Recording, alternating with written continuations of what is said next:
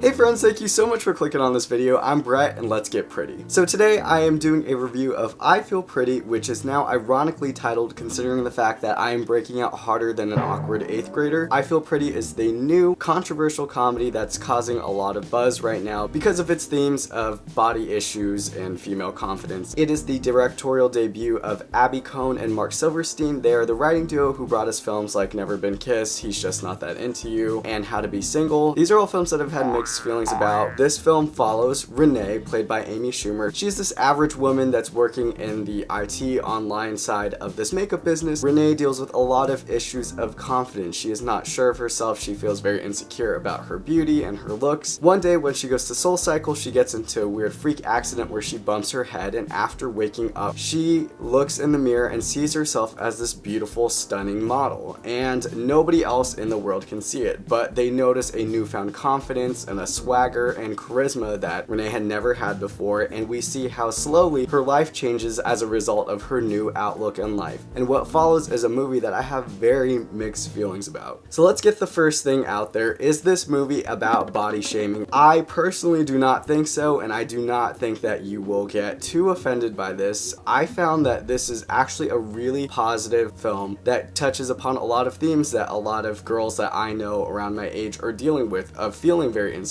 even if they're beautiful. I work with actresses and models who are the most stunning people on the planet who still feel very insecure about their looks and their image just because of beauty standards. I Feel Pretty is a movie that is great for young women and even older women who've ever struggled with body issues, who don't feel confident in their own skin, and that shows that it doesn't matter what you look like, but beauty's from within. And I think that's a really great lesson. Despite this positive message for women, I do feel like I Feel Pretty is a flawed film. It is not very funny in a lot of respects. Abby Cohn and Mark Silverstein, they have some good and funny ideas, but you can tell that this is a directorial debut. And I don't mean that to sound shady, because I think they're very talented writers, but as directors, the movie is pretty flat. There's nothing really dynamic or engaging about it. But the worst part of it all is that this thing is almost 2 hours long, and I was consistently checking my watch throughout this thing. Every scene feels a little fat, no pun intended. Let's trim off a little bit. They run the jokes a little bit too long. There's only so much awkwardness that they can sort of navigate before it starts to feel old. And I'm like, this movie could have had a good 30 minutes chopped off of it. If it had a runtime of an hour and 20 or an hour 30 minutes,